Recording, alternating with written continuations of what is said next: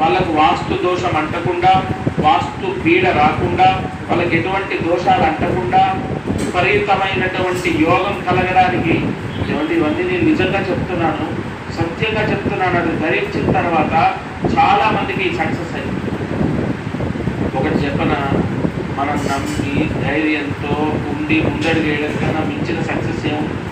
ఇప్పుడు నేను తెలుగు వారందరికీ నమస్కారం అండి.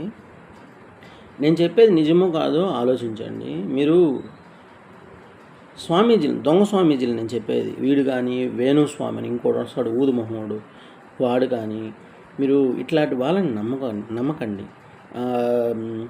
నేను నాగమ్మని, నాగదేవతని, ఇక నెక్స్ట్ పాస్టర్లు ఉన్నారు, నేను దేవుడి కాడికి పోయి వచ్చాను, దేవుడు నాతో రోజు మాట్లాడతాడు, ఇటువంటి వాళ్ళని మాత్రము దయచేసి నమ్మబాకండి. మీకు బ్రెయిన్ లేదా? మీకు జ్ఞానం, లోక జ్ఞానం లేదా? ఇప్పుడు ఒక మాట చెప్తాను, బాగా గమనించండి. ఒక ఫిజికల్ హ్యాండిక్యాప్స్ తీసుకోండి. ఫిజికల్ హ్యాండిక్యాప్స్ అంటే వాళ్ళకి సృష్టిరీత్యా దేవుడు పాపము వాళ్ళు చేసినటువంటి కర్మ ఫలితంగా, పూర్వజన్మలో చేసిన కర్మ ఫలితంగానే మనకు ఈ జన్మ అనేది ఉంటుంది. ఇప్పుడు ఎవరినైనా తీసుకోండి, ఇప్పుడు ఈరోజు నాకు మంచి జరుగుతుందా లేదా చెడు జరుగుతుందా అనేది ఆల్రెడీ ముందు రోజే అప్పుడే రాసేస్తుంటాడు దేవుడు. మనం పుట్టేప్పుడే మన జీవితకాలం మొత్తం కూడా రాసేస్తుంటాడు. మీ అందరికి చెప్తున్నాను, అదే రక్తంతో శుద్ధి చేయబడిన మనుషులు కూడా మీకు కూడా చెప్తున్నాను. కాబట్టి ఆలోచించండి. ఇప్పుడు వాళ్ళు ఎట్లా మాట్లాడతారంటే పాస్టర్లు కూడా, దేవుని రక్తంతో మిమ్మల్ని ఏంది రక్తంతో శుద్ధి చేసింది రేని మరి ఏంద్ర చేసేదే? వాళ్ళు కష్టపడి మీకు 10 రూపాయల దానికి వచ్చి ఇచ్చేదేంద్రా? గబ్బుమండా కొడకలారా? తప్పు కదంటారా రే. పాపం పేదవాళ్ళ దగ్గర మీ మోసాలు చేసేదే. ఎందుకంటే గొప్పోడు వినడు, గొప్పోడి దగ్గర చెప్పినా ఇంకో చెప్పుతో కొడతాడు. కానీ ఓడి దగ్గర చెప్పు నీ నాటకాలు, డ్రామాలు ఇవన్నీ కూడా. ఏదో పేదోళ్ళు గుడిసెలు వేసుకొని ఓలేదో రూపాయి, ₹1 పావలా సంపాదించుకొని వాళ్ళ రోగాలకి డాక్టర్లకి పెట్టుకోలేక, అమ్మ నాకు ఆ బతికే కన్నా ఎడైనా నా మాటని ఎడైనా పోయి ఒళ్ళు అమ్ముకుంటారా మీ మొహాల మండ. ఓడొకడు వస్తాడు కోయోడు, ఎందుకు కోయి భయ, కోయి పాస్టర్ అంట. కోయారే కోయా ఒరే కోయి కుత్తలోడా కరినాయాలా? ఇప్పుడు నీకంత ఇది ఉంటే నువ్వు మంచి చేయొచ్చు కదరా. దేవుడు నీలో ఉన్నాడు. దేవుడు నీలో ఉన్నప్పుడు నువ్వు పోయి డబ్బు సంపాదించి పేదవాళ్ళకి పెట్టచ్చుగా. అవిగా చేయాల్సింది మీరా. ఏందిరా కోతిరేపాలు నా కొడకలారా? మిమ్మల్ని అడిగేది నేను.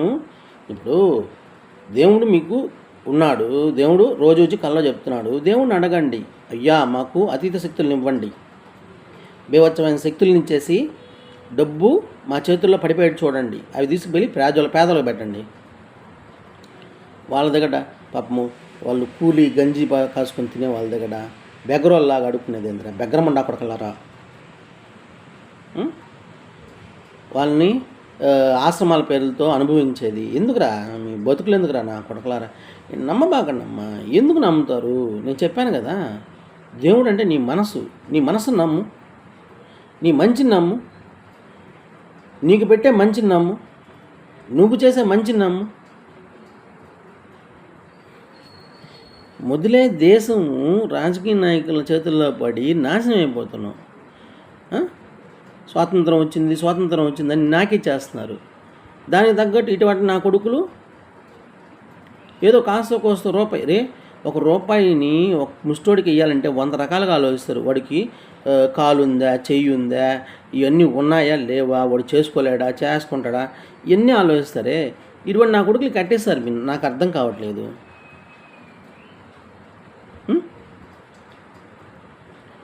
ఇటువంటి నా కొడుకులు కట్టిస్తారు. ఎలా నమ్ముతారు మీరు?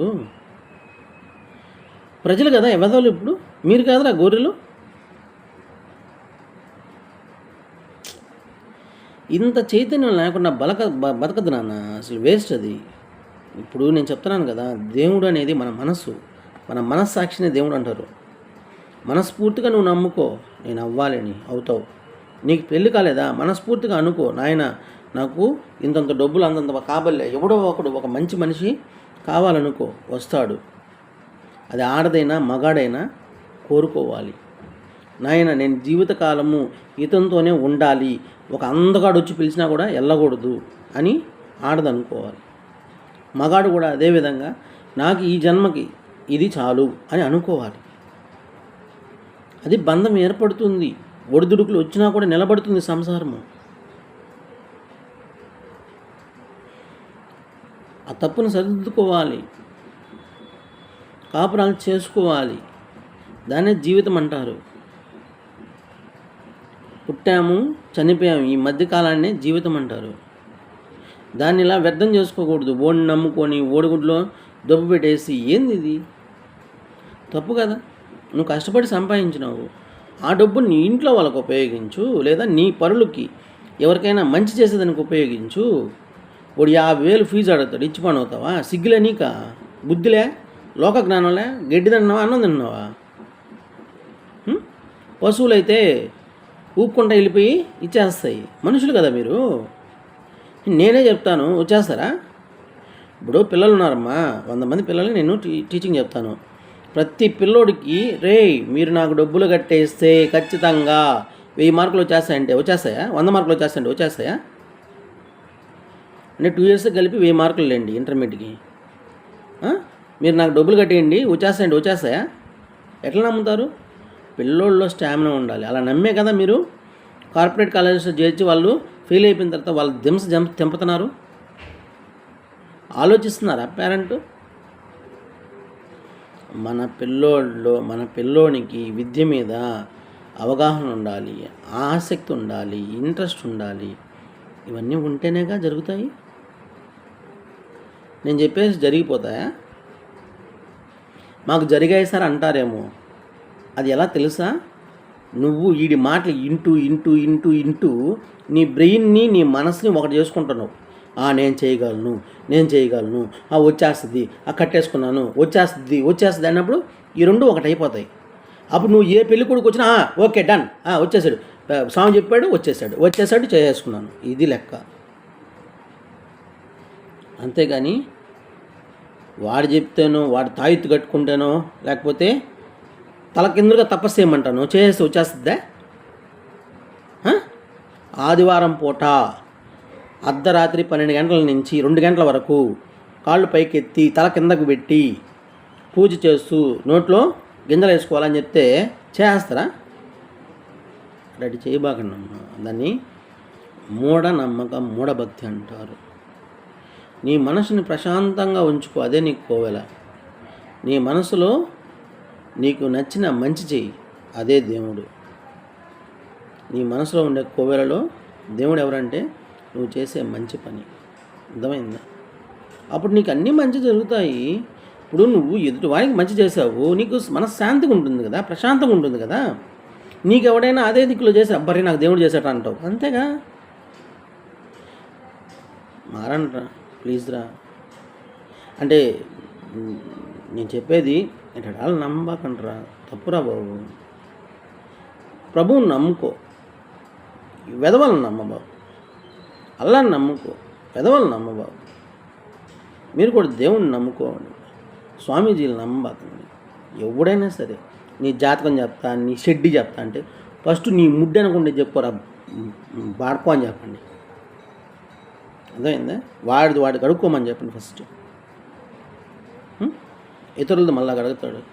ఇప్పుడు అట్ట అనుకుంటే, ఇప్పుడు ఒకవేళ అదే వీళ్ళు జరిగే పని అయితే వీళ్ళు పోలీసులు కూడా పోయి అయ్యా ఈ విగ్రహం ఇట్ట పెట్టండి, అట్టే పూజ చేయండి, మీకు టెర్రరిస్టులు దొరికేస్తారు, ఖచ్చితంగా గురుదత్త స్వామి చెప్పేస్తాడు అన్నాడు అనుకో, దొరికాడా?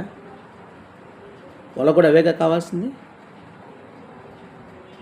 అప్పుడు ఈ ఇన్వెస్టిగేషన్లు ఇవన్నీ అవసరమా? ఏదో నా కొడుకులనే మార్చలేకపోతున్నారు. మీకు అర్థమవుతుందా? కొన్ని లక్షల కోట్లు డబ్బులు దొంగతనంగా నాకు కావాలి ధనపిచాచి పట్టిన వెధవల్లాగా తయారైపోతున్నారే, వాళ్ళనే మార్చలేకపోతున్నారు. ఏమరా బాబు, మారండి, బాగుంటుంది. జై హింద్.